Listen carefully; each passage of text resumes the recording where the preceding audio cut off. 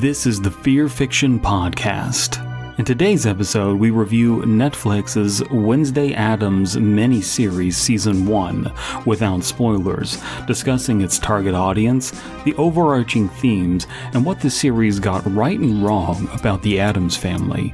We also attempt to read a creepypasta, and, well, you'll just have to wait and see what happens with that. I'm Dead Pallid, and I'm being joined in this episode by resident Fearfic illustrator Chelsea. Kick it to the review. Wednesday Addams on Netflix. That was very enjoyable. We're going to do a relatively spoiler-free review. We're going to not talk about anything that you wouldn't see in like this season on Wednesday Addams, because they'd do that throughout the show, let you know what's going to happen. But we're just going to, so no major spoilers. Right. Just talking overarching themes and thematic things going on in the show. What are your thoughts to start off about Wednesday Addams? How much do you like the Addams family? I really like the Addams family. Same. I like the family. They're great. They're good neighbors, like State Farm. Yes. So do you like the Addams family? What did you think of the show? It was all right. It was all right? It was all right, yeah. It was cute. It was very Tim Burton-y. It was. So... You know what? Tim Burton can get, a little overbearing. I'm not saying that is a bad thing. He's like biting into, a really sweet candy bar when you cut a lot of sweets out of your diet. This show, it was a lot more mellow. The Tim Burton things that Tim Burton does were played down. Most of them were in, the first episode and then kind of sprinkled on throughout, the cinematography that he kind of does. Right. A lot of the classic shots from the 90s movies where Thing, the hand, would walk around and do certain things, and the camera would track him very closely, and it was very hectic and all up in your face of oh, this hand is full of energy. They only did that a few times. They kind of kept it more mellowed out, I think. Right. So what was it? Very Addams Family-ish. To a certain degree, yeah. I would say so too. It's not. Yeah. I mean, it's definitely its own thing. I heard Prassicor on Twitter saying something along the lines of, "I wouldn't be surprised if this started out as something else," and I can definitely see that. Yeah. But as long as you come in with the expectation that it's not going to constantly be the Addams family, then you're going to be fine. It's the Wednesday show, I mean, it's the Tim Burton Wednesday show. Mm-hmm. And as long as you understand that it's Tim Burton, there are certain things that he does, and just expect to see those things, you'll be fine. Well, Tim Burton didn't write this, and so I think that's the big question that a lot of people are having. I think a lot of people watched it and enjoyed it. It sounds like reviews overall are pretty positive, but people went in expecting something very different. Because I think they went in expecting the 90s Addams Family movies. Yeah, and those are hard to live up to. And what we actually got was Harry Potter. A better version of Harry Potter. To be fair. It was very young adult. Yeah. The first episode kind of makes this clear. The very first, 20 minutes of the first episode, because the first episode's long. It's an hour and 10, isn't it? It's a little longer than... It's an hour long. Anyway, the first 20 minutes of it are Addams Family, because Wednesday is there with the family. It's not a high school drama yet. It's all about the family. It's oh, this is Gomez and this is Morticia. They're trying to get you introduced to these characters because they're going to go away for a while. Right. So just be prepared for that. This is the Wednesday show, and other Addams Family members show up. You'll get hey, this is the episode where Gomez kind of comes in, or the episode where Morticia kind of comes in. Right. So just, be aware of that.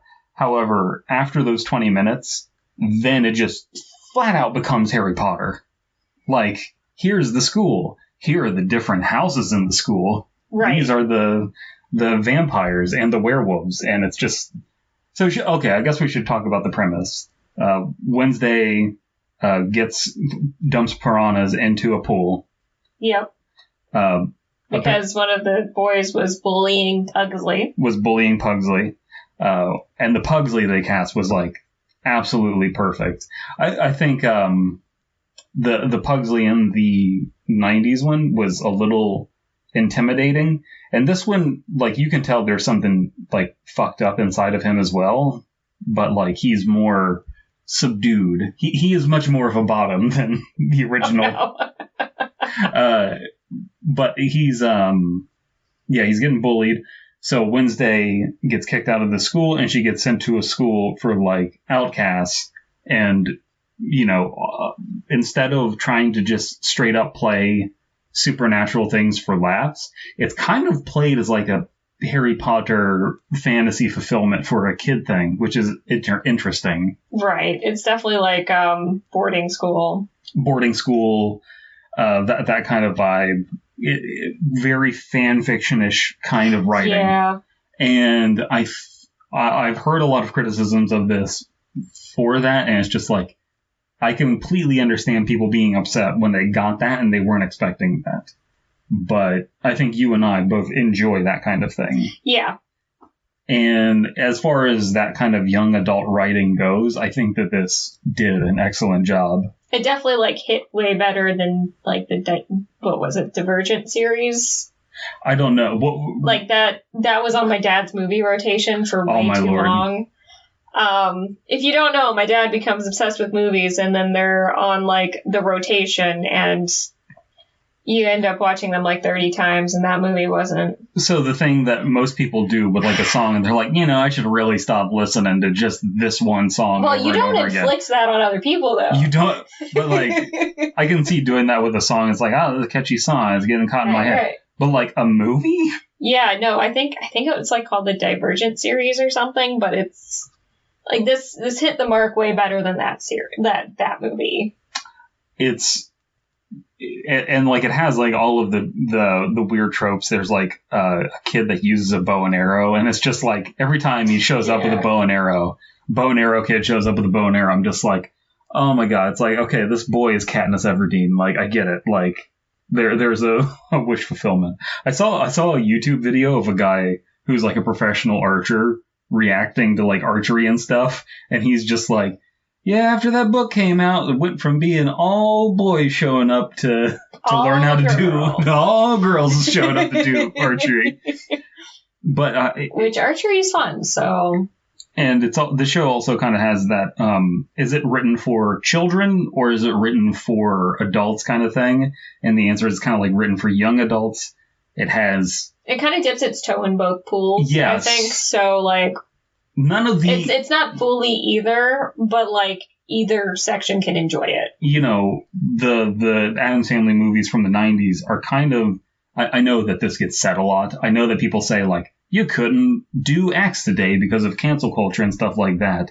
But I think something that was hit upon in the 90s was, like, introducing, like, sexual jokes to kids without it being overbearing or over the top. Like, you would get things where like a sexual joke is placed that the adults in the audience will get, but it'll go right over the kids' heads. And if the kid does get it, it's just like, daddy has this, mommy has, it's never. Yeah, or we'll discuss this a little later. Hey, look at this thing. Look at this action toy I just bought you. Yeah, and there's also like this element of the kids are in on the joke in that they don't get the joke, if that makes any sense. Like there were a number of those throughout the like original Addams Family and Addams Family Values, where it's like, she's at that age where she can only think about one thing: boys, murder. Yeah. So this show is kind of like dipping its toes into that kind of stuff, and it is like that teenage, like, sexual charged energy without it being, explicit or anything. And it's like... And without it being the only thing. Which is kind of refreshing. Yeah, because I feel like I kind of, like, worry about that as a writer myself. Just, like, I don't want to... Like, I'm, a pervert and a degenerate, and I don't want my writing to just devolve into that. There has to be... I mean, like, it's its own genre. Sure, but, like, sure. You don't just... like, you seek it out when you want it. You don't just want it otherwise, though. But there is a lot of, like, shipping bait throughout this show. Oh, yeah, in a lot of different ways. Like, in a lot of different ways. It's literally ways. that meme of, it's free real estate. It is free real estate. And, like, if you don't like the romance element and you're just like, Wednesday Adam getting romanced, I don't want that, then this is not for you. However, I think the way that they wrote it out, and with all of the options that they put, because it is like a Wednesday harem. I mean, she has all of her options. You know that image of the guy, like, who's like contorting his body because he's holding on to multiple toddlers running in different directions? Yes, yeah. This show feels like Wednesday is like the guy trying to hold all the toddlers, and all the toddlers are just the love interests. For sure. Just running different directions. And it's the love interest stuff is great because it doesn't bog down the mystery element of the show. This is primarily comedy, but like the comedy is kind of like spoken for because it's Addams Family and there's like that kooky weirdness and like all of the like architecture that goes into Addams Family is still there. But with Wednesday, it's like romance and mystery. And if you don't like those things, then you're not going to like this. But I think it does both of those things well. And it weaves those plot lines into each other perfect ways. And again, we're not going to get into spoilers, but there is constantly really satisfying payoffs of like, they set this up, they paid that off. They set this up, here's Wednesday doing this. Here's Wednesday doing that again. Here's Wednesday doing that a third time. And here's how it all wraps out at the end. Here's this character, blah, blah, blah. They follow the rule of threes like it's... They follow the format that, like, soothes the brain. It does soothe the brain. I think that's, like, the thing more than anything else that's enjoyable, is just it follows the format. If you were looking for something to challenge you intellectually, this is not it. This is not what you're looking for. This is a popcorn mystery thing of like, I think this person done did it. And right. This is like, I had a bad day at work and all I want is a hot chocolate and some popcorn and something that I can just, kind of like just enjoy. Well, you watch the two Addams Family movies that we watch in the 90s, and I keep bringing this up because I know that that's going to be the point of reference for everybody, is like, how does this stack up to that? It's there were a lot of those were of the time, you're talking about, the Addams Family values, and at this same time, we're talking about like the moral majority and like Catholics being a big part of politics and like conservatism. They still are. And like that hasn't changed. All of this conversation about like what are traditional values, and then the Addams Family is this kind of, like amalgamation of every like thing to be xenophobic about, and they are just like a better, more wholesome family than all of these quote unquote conservative families, and that's kind of like the joke of calling it Addams Family values is just like, hey, this is what a conservative family is. There's all of these weird dark traditions that go along with it. All of that is like cool and everything, and to a certain degree that's being brought over here too. It's being brought over with words that I think aren't going to make people happy, like Wednesday using the term patriarchy, and she like joked about mansplaining and stuff like that, and I'm sure I've seen people like get mad and say like, oh, how dare they do that, and it's like, yeah, that's in character for Wednesday. She's a little fucking Lisa.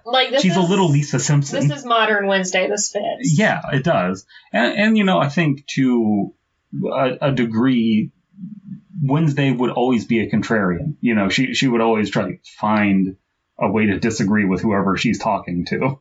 And whenever she's talking to people who are, and other, she's trying to other them further away from her. She's cold, and so, like, if her saying, like, patriarchy gets men away from her, she's going to do that. If mansplaining is a term that's going to, like, win her the debate, she'll say it. You know what I mean? Does that make sense? Yeah.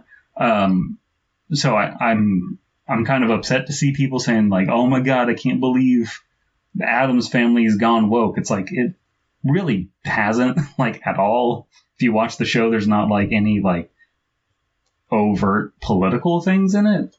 There's like a little bit of social commentary, like a little bit. Yeah, I feel like the two 90s movies had way more political overtones than this. And those movies didn't use political terms. Right. This is using political terms, but not like, I totally get it when like a piece of media is like, well, you as a man should know that, like, this isn't doing that. You're supposed to like, you're supposed to disagree with Wednesday a little bit when she's saying these things. There's supposed to be a little bit of pushback. I mean, it's a lot like, instead, like, using political terms, yes, but it's more like when a dog wants to be alone, so it nips at you. Yeah. Yes. That's how she uses conversation. Yeah. And these are the ways that, you know, women will do that now. This is the way that a high schooler would do that now. You know what I mean? So It just makes sense to include that. And then there are plenty of counterbalancing forces. Like the principal is so good. I love her. She's such a good character. I love her. She has so many good scenes, and the actress amazing. Principal Weaver, was it? Winver? It's a W for anyway.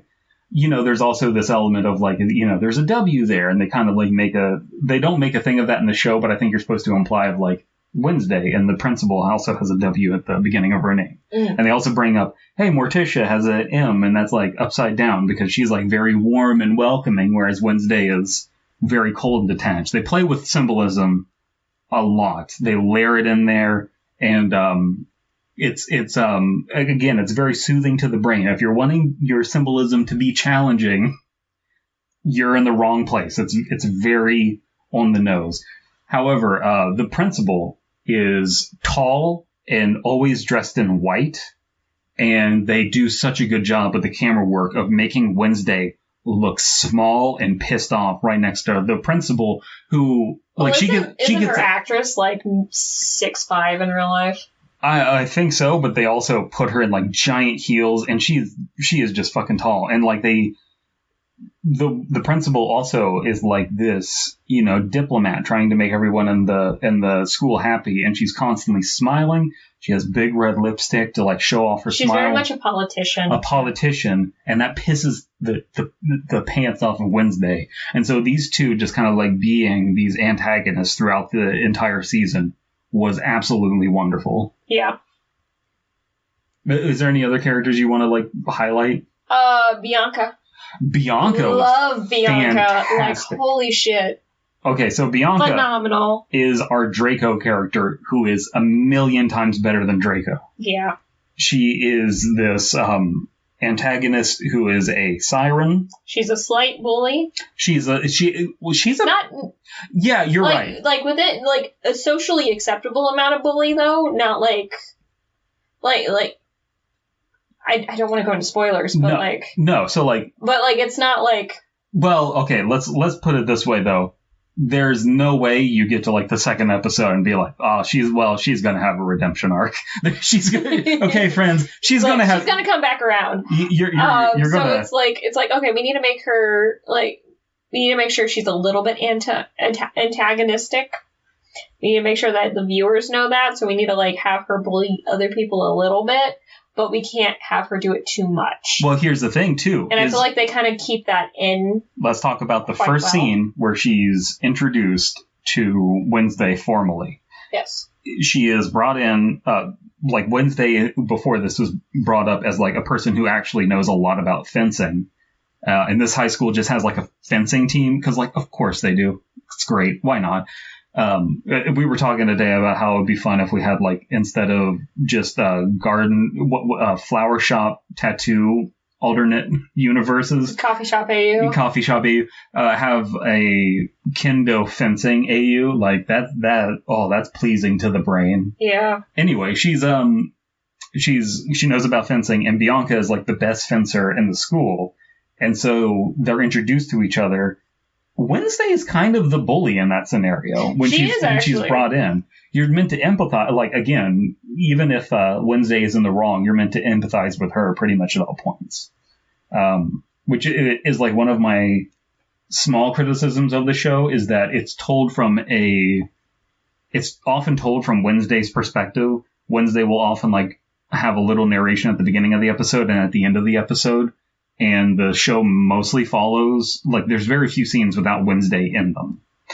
But there is again, without getting into spoilers, a moment where there's a reveal and it's like, oh, that? Okay. And it doesn't have Wednesday in it. So it's like, why are we, the viewer, being introduced to that when we're supposed to be following Wednesday? Like the scene that happens at the train station. You know what I'm talking?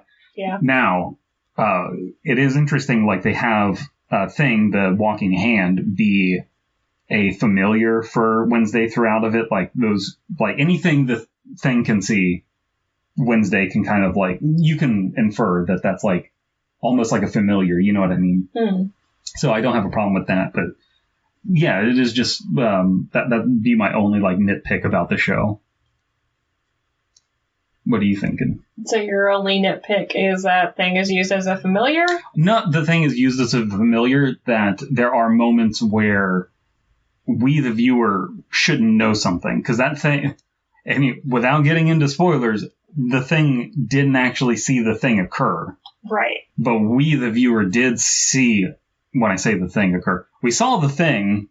An action take place. We saw an action take place that neither the main character nor Thing Yes. Addams did not see it. Wednesday did not see it, and it becomes relevant throughout the season. Yeah. And I think that they could have written a better way to have that be introduced. Every other puzzle piece about the mysteries of the school. The thing with that, though, is there was a better way for that. Like, it was there. It got mentioned in another way. You're right. And, like, why did you have to reveal this?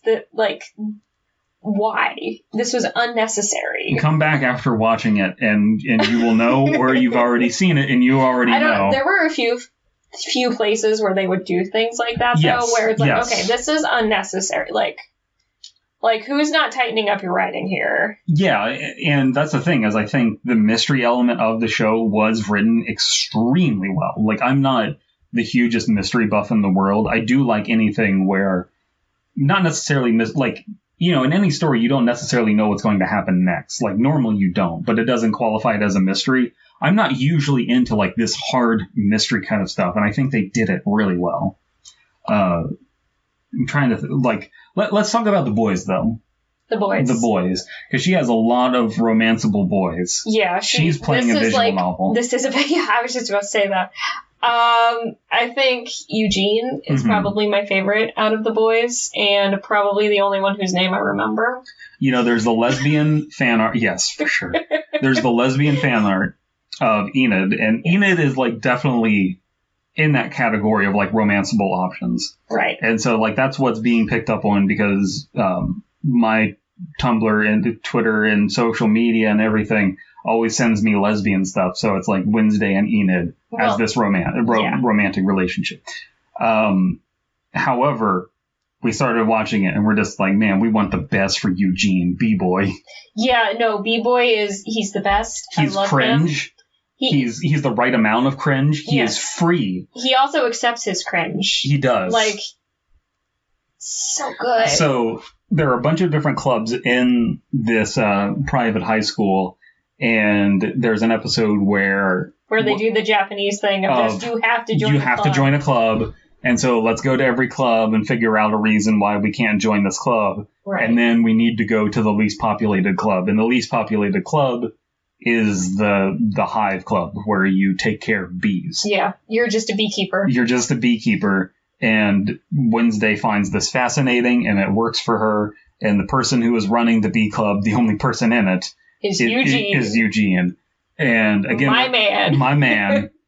And he's such an endearing character. Again, with trying to avoid spoilers as much as possible, you understand that he has a very scientific, knowledge-based mind, and so he will do whatever it takes to get more knowledge. And that's an interesting juxtaposition to every other character, where Wednesday is trying to pull other characters into danger and say, hey, let's go solve this mystery, gangs. She's fucking Freddy from Scooby-Doo. Yes. Just pulling people. Come on, gang, let's go solve this mystery. And none of them want to do it. And Eugene is always DTS, down to search. Right. So he's a wonderful character. And then we also have the normie boy. Yep. Tyler, I think. Tyler, I think? Tyler is a pretty cool character because he's like, there's this town around the school that hates the town, that hates the school, but the school brings in a bunch of money for the town. So there's like this like weird political element through most of the show where it's like, and they use the term normies. Like they appropriated the internet term normies in a really funny way that like just describes what's going on in the town. It's muggles. Yeah, it's just muggles. It's just muggles. And it kind of blurs the line of like, how much supernatural stuff do people expect in this world? Because it seems like they know that like something's up, but they don't know how much or to what degree. You know, in Harry Potter, muggles just don't know. Right. But muggles like, can't know because they have nuclear weapons. Yeah. And so, but... Wizards would eat shit. But normies kind of do know. Like, normies are, like, red-pilled on the problem. Like, they know to a certain extent. And it's kind of hard to tell how much they do know or don't know. I feel like, at least the feeling I got from it was just they know a certain extent and then they just don't care. They just, yeah. And that's why they don't know. It's not that the knowledge is hidden from them. They could find it if they wanted to. They just don't give a shit. And the recurring theme throughout the show, I guess we didn't bring this up, after Wednesday gets brought into this high school, this, you know, camp away from the rest of her family, she finds out that these woods outside of the school keep having murders happen in them, and the town is like investigating this. The police chief is investigating this, and Tyler, our normie boy, his dad is the police chief, and he is assuming that it's something supernatural from the school, but is like trying to cover it up until he can find out, because it's like, we're just going to rack this up to another bear attack because we just don't have evidence. We just don't have evidence, and I'm just trying to let everybody think that this is a bear attack so that I have the leeway to do my own investigation and find out what student at the school can I put in prison for this. Right. He's already got his solution, and he's looking for the culprit. Like he's looking for he has the culprit. It's somebody at the school. He's looking for the evidence to justify his bias or whatever. Right. And so you're not supposed to like him. Like, there's so many characters where you're not supposed to like, where it's like, ooh, is it this person? Is it this person? Yeah. Is this a red herring? It's like, it's really fun and engaging throughout the whole thing. I feel like they could have done a little bit better, though, in certain parts, yeah. Such as? I don't want to spoil it. Oh, yeah, I'm just saying, like, there are certain parts that I felt could have been better, but... I do hope that the way that we've discussed this kind of, like, opens up people's minds to what this show is and what it isn't. There was also, like, one gripe I had with this show that's just, like, that didn't feel very Addams Family-ish. What's that? The one episode having to do with the past at the school. Okay. Like that was, like, the one thing where I'm like, I don't feel this that hard, but, like... I kind of disagree because, like, there is... I mean, like, it was told in a very engaging way, so it's sure. Like, in the moment, I don't care. But, like, afterwards, I'm just like, I don't know, I don't agree with this. Are you saying, so like, in the same chronology? Because, like, some of the stuff is, like, contradictory to other Addams... Like, you know, that's the question, is, like, is this supposed to be the same Addams Family from the 90s? Right. Is this a different universe, like, the same way that the comic book ones and the animated movie ones are all like their own thing? Right. There is that question. I just view everything that was happening there as like its own interpretation of the Addams Family. There is like this question of tradition. There is like a huge... This might be a weird pull. There's like a little bit of an Anne Rice thing going on with the Addams Family of, like, you know, the vampires from the old country being disconnected from their old culture. And like the Addams Family is a family that tries to keep their culture alive despite Americanization, if that makes any sense. I think there's that. I think we should talk about fan service. Okay. This show, I think, did the right amount of fan service. Yes, in a fun way. If they did a pinch more, it would have been too much. If they did a pinch less, it would have been not enough. Yep. I think that they did, like, a lot of the fan services in the very first episode. And some of the fan service is just kind of cleverly done. Oh my god. That is cleverly incorporated, I think. Everybody is going to know once you watch it, what we're talking about. Like, there are so many moments where it's just like, oh, fuck, of course. Okay. Yeah. All right. There's like subtle fan service too. Like, there's a scene where the Thing lights a match like the same way that he does in like the original movie, where, you know, it's like, hey, how would a single hand light a match while putting two fingers on the ground to light a match on itself? It's like, okay, cool. Like, that scene is like directly ripped out. Right. And it's like, that's perfectly fine because they found another reason to do it, you know? So yeah. But any other thoughts about the Addams Family before we read this story? Give it a fair shot. Honestly. Give it a fair shot. And if, I mean, it might not work for you, which is fine. If mystery and romance don't work for you, this one of those at least, then this probably won't work for you. So just like, don't watch it because you won't give it a fair shot. And that's perfectly fine. Like, there are things that I just, you know, don't have any interest in, you know, Right. like you know, every once in a while I just check in on country music and it's like, do I still hate this? I still do. You know, outside of Shania Twain, it's just not. Yeah, well, that's pop music. Let's go, girls. Let's go, girls. Let's go on and read The Butchering of Sweet Fanny Adams.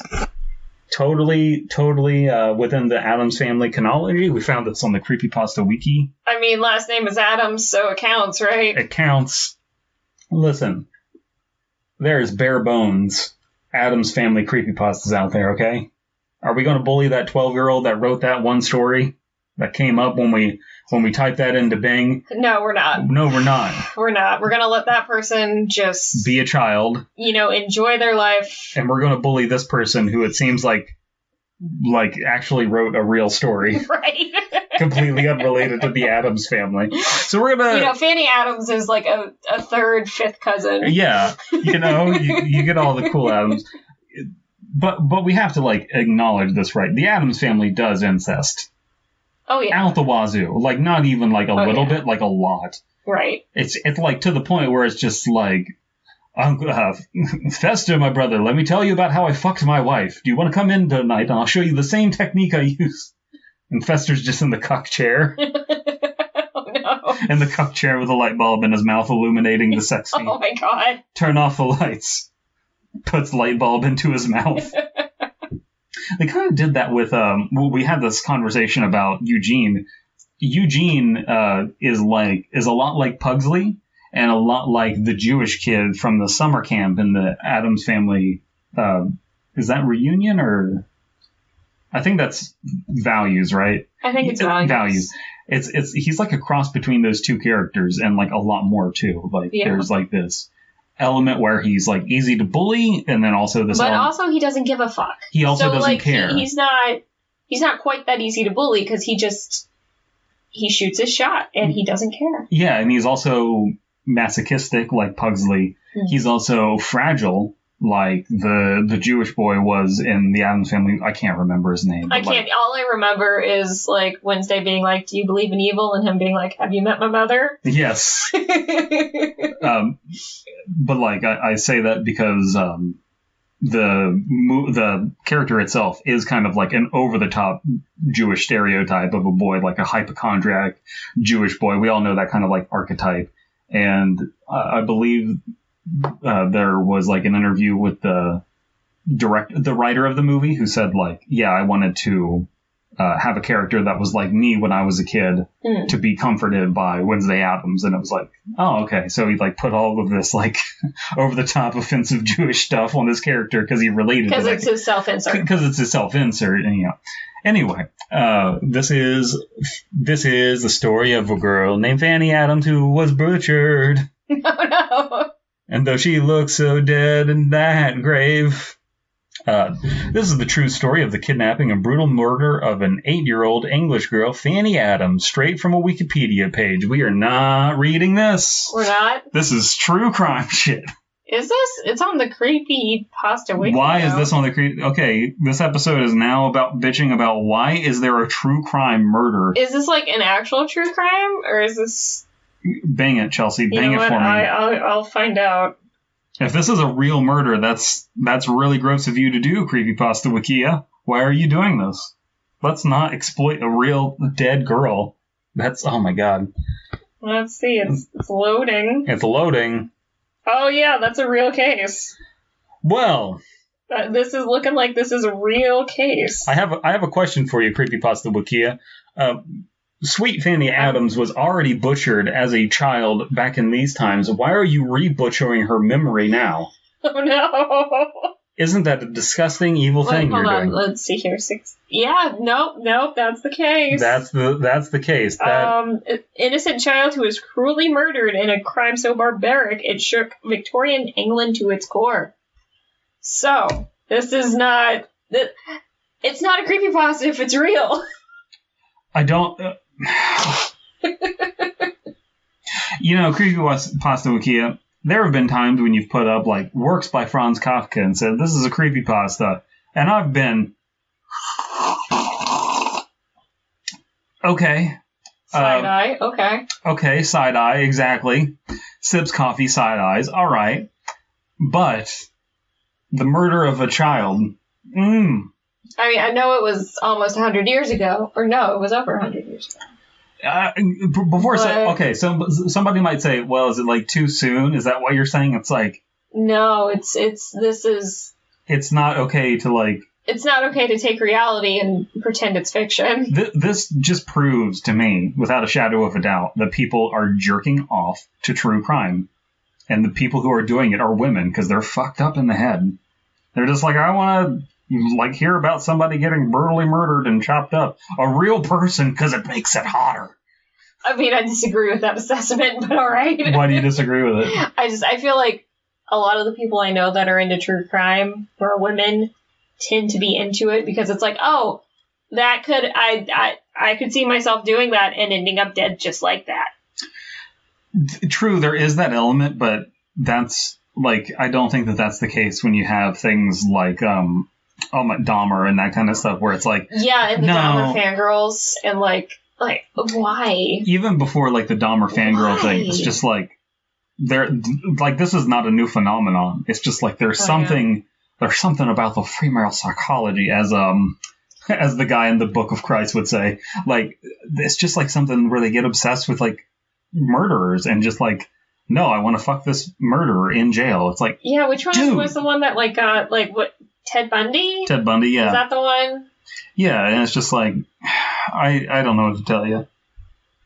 That's just a weird phenomenon. Yeah. And anyway, no, we're not reading that. Try again, Brandon. Let's see if Brandon. Let's see if we can find that. Let's just find a random one. Fuck it. We'll just find something hopefully vaguely related. I don't think we're gonna have like a good picking for Addams Family, so no, maybe the fear hormone. Is that a reasonable? We're gonna read the fear hormone. Completely related to the Addams Family. We're gonna read the fear hormone. I'm gonna start us off, okay? Okay. The fear hormone. Wednesday Addams walked into the sanatorium. Improv ends. The following... Oh, is that what we were doing? Elias, cut out the 10 seconds of me staring at Chelsea. The following is transcribed directly from documents found in an abandoned German test lab by American soldiers during the aftermath of World War II, roughly translated into English. So, Pixar didn't happen. You need the corpus, the evidence, right, of this actually happening. So it says this is an audio tape you're about to read. However, we don't have said audio tape. So this is obviously a story that is fictional, and that is comforting. I like a very obviously not true story after reading about a dead girl getting butchered. A horrific butchering. Oh, it was so terrible. Okay, her blood was everywhere. Sure it was. I like the idea of like true crime people just showing up at her grave, just like with like a X-ray sensor and just like running it over her grave. It's like, so you can see here her body pieces are all chopped up in her grave. Would it show through the coffin? There's got to be some technology, right? Would it show through like the 6 feet of dirt? For the sake of my scenario, yes. Okay. when that technology is available, do you think some true crime nerd is going to do something tasteless like that? Oh, yeah. Oh, yeah. Oh, yeah. Audio tape. Testing is to begin tomorrow. The team does not know what to expect. Our mission is to take new research and turn it into a weapon for the war front.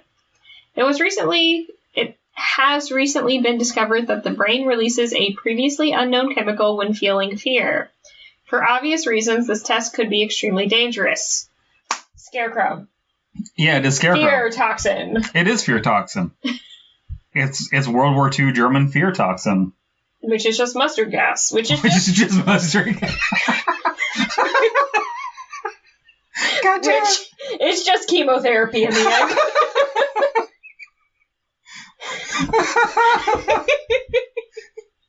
Yeah, this is just normal chemotherapy. Patients just... Oh, look, the screaming! It's the cancer leaving the body! Screaming is cancer leaving the body!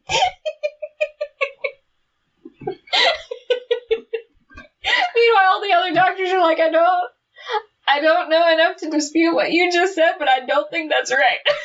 Yes, we have discovered that the brain releases a chemical previously unknown when subjected to fear. I think that patient over there is just shitting their pants. I didn't say the chemical comes from the brain. It comes from the ass. Shit's chemical. Oh, no, that would be interesting, though, if it came from the intestines. Since, they're second brain. Second brain. Kind of. Yeah.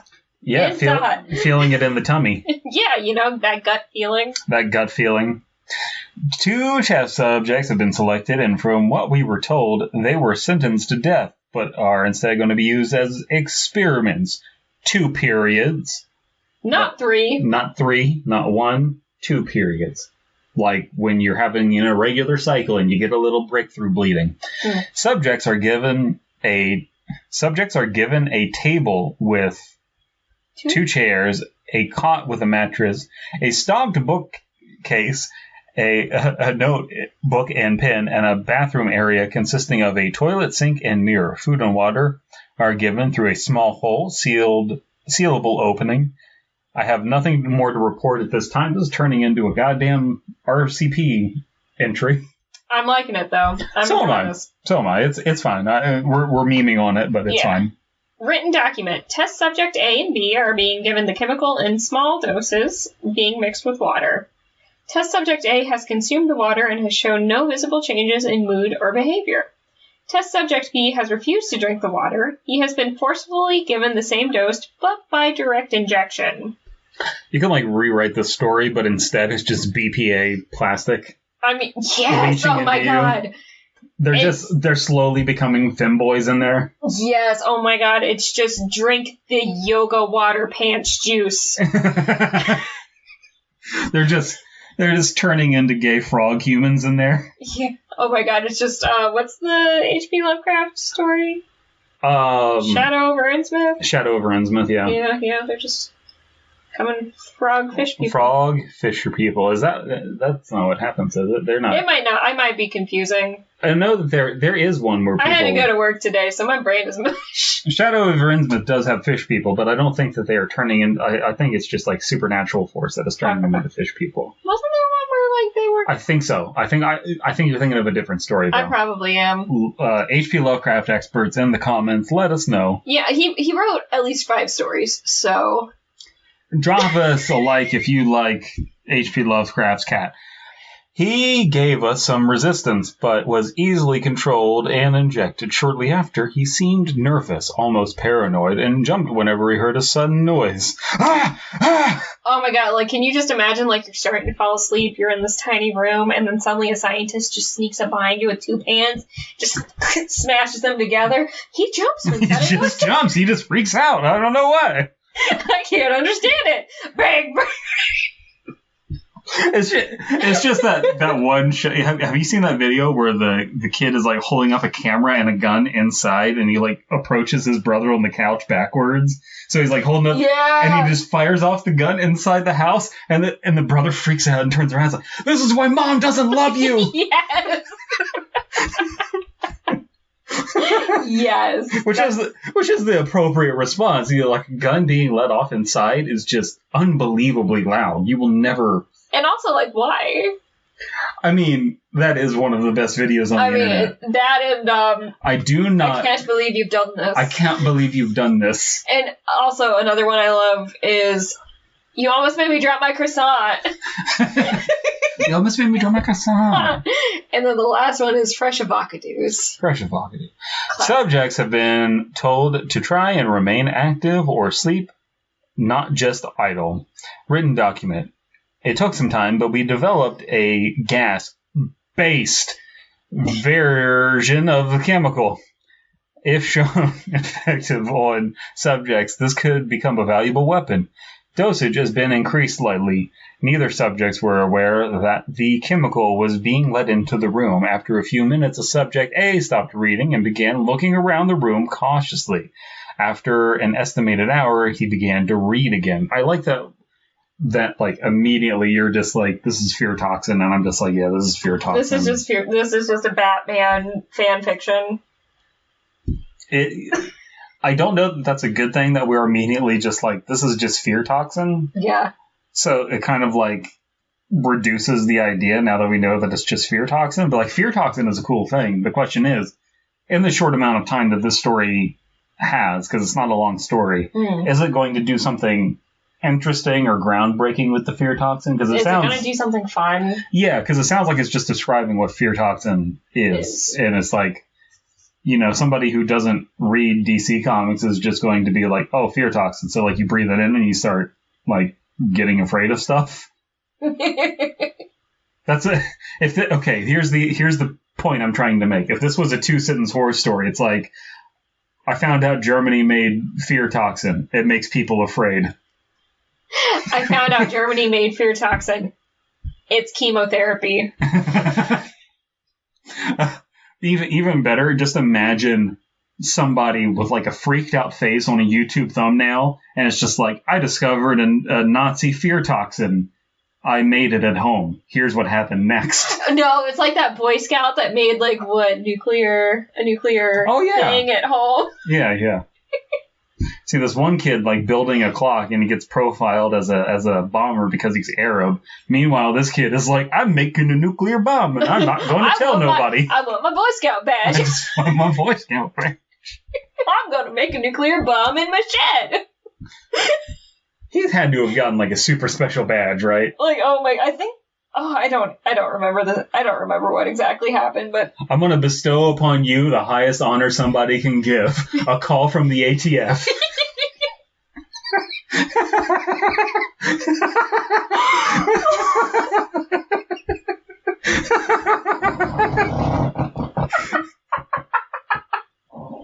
Jesus. He just like gets like an FBI agent shows up at his door and like shows him his badge. It's like, I'm gonna need your actual like business card. And he just gives the business card and affixes it to his sash. That's what I would do. Subject B immediately responded. He opened up the notebook for the first time and wrote, "What is love? Baby, don't hurt me. Don't hurt me no more. What is going?" And I say, hey.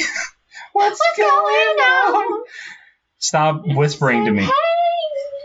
Stop whispering in my ears. I do not want to hear you, onto a piece of paper. Ripped it out of the notebook and slipped it under the door. No reply was given. That's not a bad little detail. That's a little bit of nice flavor. A little flavor. Yeah. You know, I mean, honestly, if it kind of pumps up that kind of flavor, it'll distinguish itself. It will. And that's good.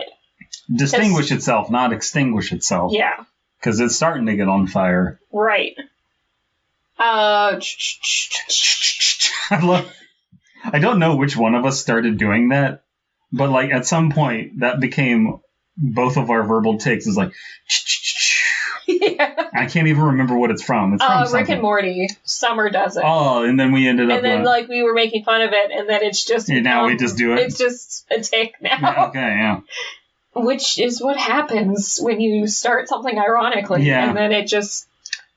Get all your shit, put it in a. Written, we are going to observe the effects of long-term low amounts of the gas on subject A, and we are going to observe the effects of short high amount period of the gas on subject B. The results are shocking to say the least. Subject A progressively became more... We gave people different amounts of fear toxin. You won't believe what happened next. Okay, can I just say there should also be a subject C that is just the control group? Just Chelsea pointing out the obvious. These are not very good scientists. Subject C is just in there freaking out too, because it's just like a cramp. It's just like a fucking like a dark, dank thing. There's just like caged bars, and like outside the caged bars, there's just wolves that are just like giant with like hunched backs and like rustled up fur, and they're just covered in mud, and they're like growling all the time. And they're like, why are these people in these prisons so afraid all the time? No, I just want a subject C who's just like living in like an apartment and occasionally just hears screaming from like the room next door, and he's just like, what is happening? But like nothing's happening to him. Nothing's happening to him. Like, you know what? This is the story version of this that I want. Is just from the perspective of subject C. I signed up for this experiment, and like I'm getting paid $150 a week to live in this tiny room for 4 weeks. And I just occasionally keep hearing this screaming from the 2 rooms next to me, and I don't know what's happening. What the fuck did I sign up for? So you have like subject A, and then subject B is the control, and then subject C on the other side. And they're both getting different kinds of fear toxins, and they're screaming on both sides. And like the people taking the test are just like, subject B also seems perturbed, but we have no idea why. We don't know why. Screaming on both sides. It's like, the fear toxin doesn't work. There's just something about this place that's haunted. Yeah, you know, like, this is our control group. Why are they reacting like this? They shouldn't be. They shouldn't be scared at all. Why are they scared?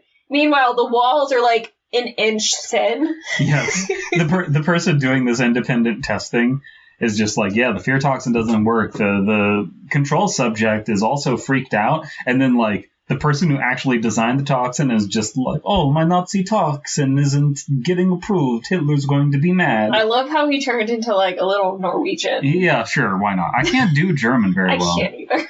Which is not a bad thing for me, because nobody's going to accuse me of being a real Nazi if I'm saying Nazi things in a Norwegian accent. Oh, Jules, I don't care too much. No, I don't. Horbadorka. Ladies and gentlemen, that's my new character. Norwegian Nazi. Oh. Yeah. No. Alright. The results are shocking, to say the least. Subject A progressively became more unstable. He stopped reading and would not eat and avoided the mirror at all costs.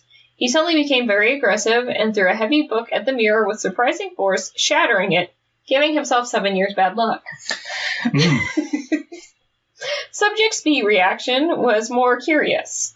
He began staring at the second chair. But he was not looking at the chair. He was looking as if he was making eye contact. He's turning into Clint Eastwood. He is. Oh my god. He was looking as if he was making eye contact with somebody sitting there. Something seems amiss, but we are definitely getting results. The Führer will be most pleased. Führer.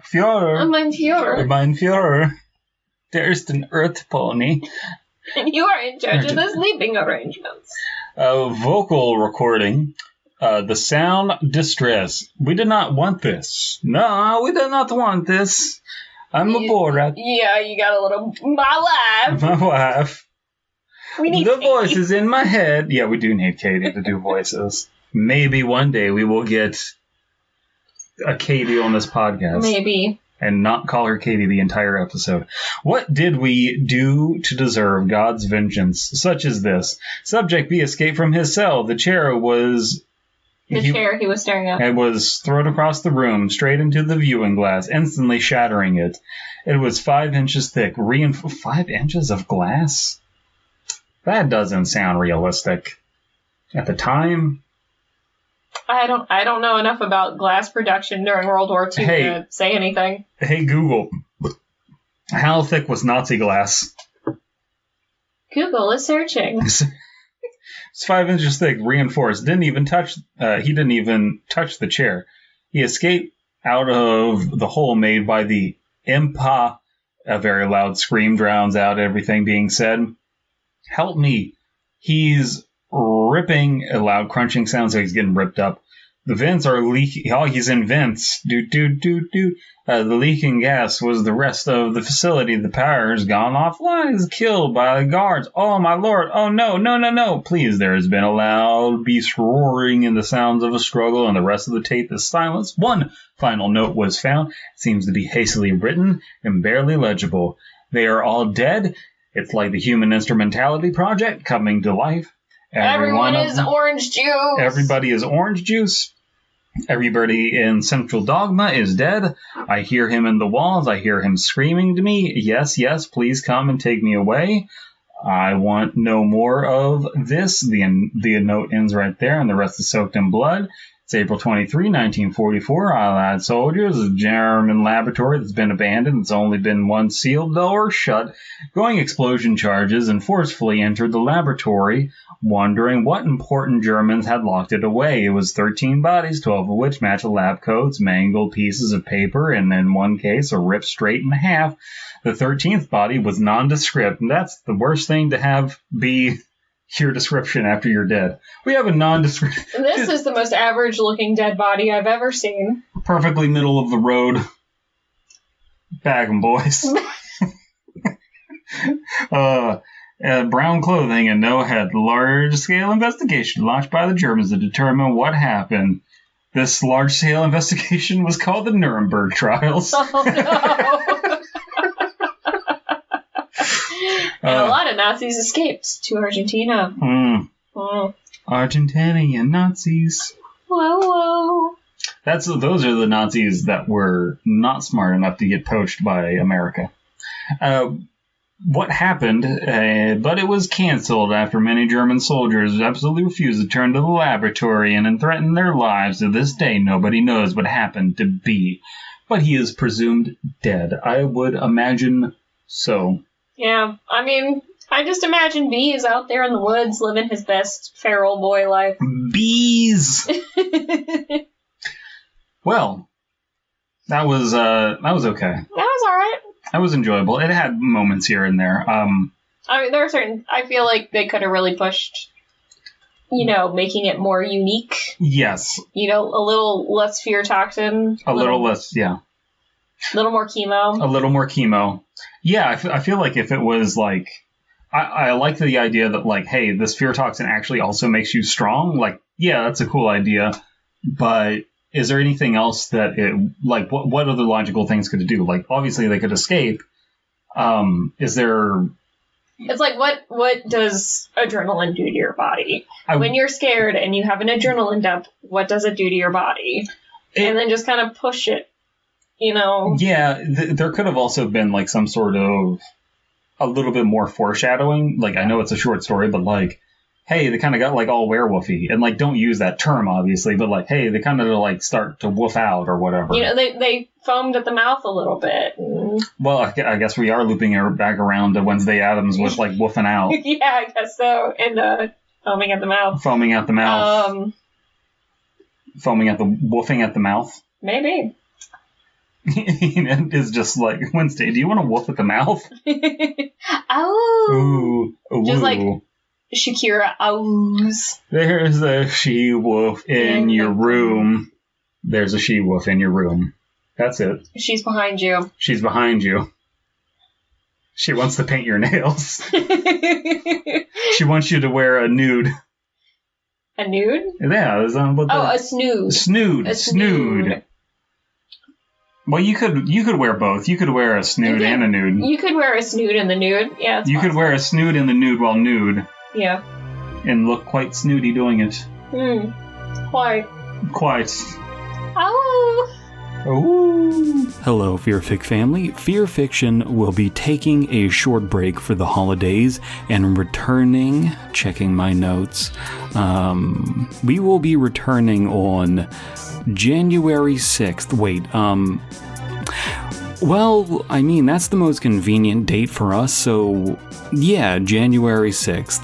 We've had 49 proper episodes of Fearfic this year, and that means that we've easily made that many comedy sketches, plenty of reviews, 49 cat meows interrupting us, 49 bottles of whiskey killed, and 49 mentions of Frisky Dingo. It's been a great year, and we've really enjoyed opening it up to guests and playing with the format and really trying to do a lot of different things. Currently, Elias the Intern is sick, and we're out of pre-recorded episodes, so this is just the right time for us to take a short little break. So please like this episode, and in the meantime, hop over to youtube.com/creepypasta for all the cool things we've been cooking up over there. We've got a lot of narrations, hours of entertainment to hold you off until next year. We've got bigger plans for that channel as well. Double and Abysmii have been working real hard to pump out fresh stuff. Maybe we'll even have some other guests show up on that channel next year. At the moment, Abysmii is very busy with his day job. I'm picking up some new hobbies. We're all just busy in general, but we're excited to come back next year. So, on behalf of the Fear Fiction team, a Merry Christmas and a Happy January 6th. Okay. Here's me confronting Chelsea about that weird story we read last episode. Yes. Okay, Chelsea and I just got off of work, and very last second I remembered I needed to ask her, okay, what the fuck was with the Ruby Tuesday story that you sent us? What the fuck were you doing when you said, hey, read this Ruby Tuesday story about Ruby Tuesday in New Mexico? Why the fuck did you send that to us? Why the fuck? Chelsea's looking around, she's panicking. I'm confronting her. The Ruby Tuesday in the middle of nowhere? Yeah, I'm confronting you about it. Why did you send that to us? Wasn't it, like, a little creepy? It was a little creepy, but the person who wrote it was, like, Colin Robinson. Just, like, taking down all these mundane notes about nothing. And we're just like, what the fuck did Chelsea... I thought you might, like, enjoy it. I don't know. Oh, it was the greatest troll pasta I've ever read. I thought you might enjoy it. It's up there, like, it's tied with Happy Appy. I wasn't sure if you ever read it or not. But where did you send it to us, knowing that there were, like, you had to be aware of, like, how fucking purposefully dry the story was, right? Yeah. Like... You took too long to ask me about it, though, because my memory is it's been wiped. Okay, yeah. Well, that tells me that the story left an impression on you, I guess. Enough to send it to us. It's a Monday. Not enough to remember it. So it's Monday. Oh my god, what a story to read. Did you guys enjoy it at least? Did you have fun? I very much so enjoyed it. Good. I think Abysmii enjoyed it somewhat. I do not think that Slimebeast enjoyed it. I can't wait to hear his reaction. It's gonna be great. How did you discover this story? You just send it to me and you're just like, Brandon, read it. I don't even remember. You took too long to ask me. I don't remember how I found it. I don't remember how it came up on my radar. It ended up on my radar, and I'm like, I wonder if Brandon's read this. Send. Never think about it again. Oh, we're thinking about it again. You sent it, and we're going to talk about it. We're thinking about it now. We were on the fence about, having everybody ping you with harassment on Discord if the story ended up shit. So anytime you send us a story, know that if it ends up being shit, you will get pinged on Discord over and over and over again. That's fine. That's acceptable. I'll take that.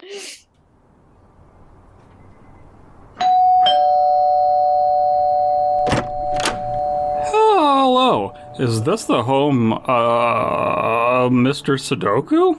It's an, aquatic mammal person. I'm Dagon, a Mormon. Have you ever felt like you need guidance? Actually, I'm a guidance counselor. I give advice to young, impressionable people for money. Oh, huh. Neat. That sounds a lot like what the temple priests do. Kind of, but my advice is even worse. But are you, poisonous to the touch? No, but my bowel movements are full of heavy metals and arsenic and anthrax and nitrates. You should have a massive bowel movement in a soup pot at the local soup kitchen when no one is looking. That's